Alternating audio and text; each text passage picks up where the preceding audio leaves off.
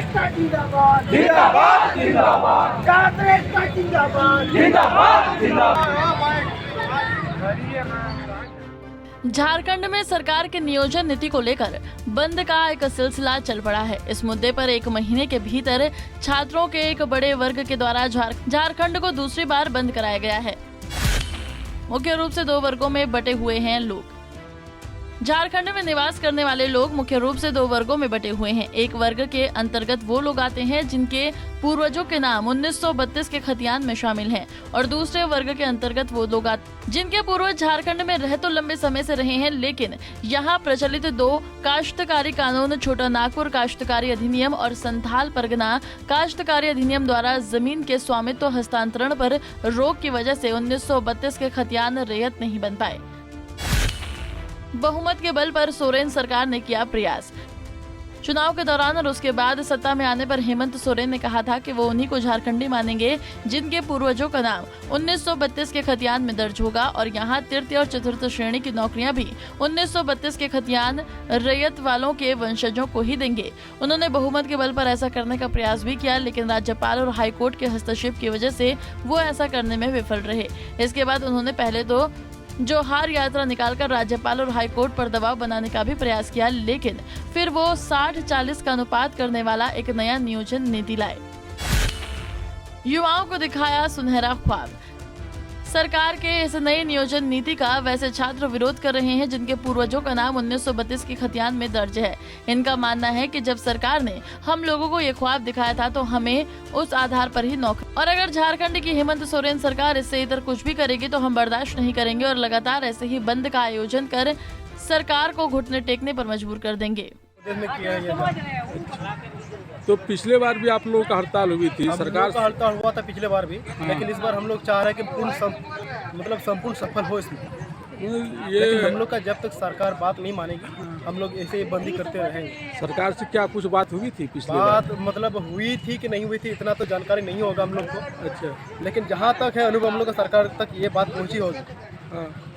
लेकिन हम लोग का जो मतलब 60-40 के विरोध में जो हम लोग प्रदर्शन कर रहे हैं इसमें कोई अच्छा कदम उठाया जाए। तो आप लोग को लगता है कि सरकार को वापस लिया जाए? बार जो अनसुना कर रहा है, छात्र विरोधी सरकार है। तो हम लोग की गलती नहीं है, तो सरकार की गलती है। छात्र विरोधी सरकार है। हाँ, एकदम ये बात कंफर्म बोल सकते हैं, छात्र विरोधी सरकार है शायद। और जो बंद चल रहा है, कौन चीज़ का अभी एग्जाम चल रहा है? हम लोग का कल हो चुका है 3 को, अभी हम लोग का 2 का एग्जाम है जो कि मैथ और इकोनॉमिक्स बाकी है। तो आप लोग को लगता है कि अभी एग्जाम देने की जगह पर मजबूरी में ये आप लोग को करना पड़ रहा है? हाँ। नियोजन नीति के विरोध में छात्रों का आंदोलन जारी। इस आंदोलन में दोषी कौन है? क्या वो छात्र दोषी हैं जो अपनी पढ़ाई और कुछ तो इस समय चल रही परीक्षा को छोड़कर सड़क में जाम लगाकर लोगों को आने जाने नहीं दे रहे हैं, दुकान बंद कराकर किसी की रोजी रोटी से खिलवाड़ कर रहे हैं, तो किसी राहगीर को जो सुबह कहीं दूर से आकर इनके जाम में फंस गए हैं और भूखे प्यासे मजबूरी में जाम टूटने का इंतजार कर रहे हैं, या फिर सरकार जो सारी हकीकत जानने के बावजूद वोट बैंक का जुगाड़ में झूठा और वैमन संहिता फैलाने की घोषणा कर देते हैं। आज जिन छात्रों को क्लास में होना चाहिए था, लेकिन वो छात्र यहाँ धूप में सड़क पर खड़े हुए हैं क्योंकि इन्हें सड़क जाम करना है। सड़क जाम क्यों करना है? इसके पीछे 60-40 का जो सरकार का एक नियोजन नीति है उसके ये लोग विरोध में आए हुए हैं। दोषी कौन है उनको पता नहीं, सरकार क्या करेगी यह भी पता नहीं। ये लोग बार जाम करते रहेंगे जैसा इन लोगों का करना है। दोष किनका है यह सोचना सबके लिए ज़रूरत होगा कि ये छात्रों का दोष है, सरकार का दोष है।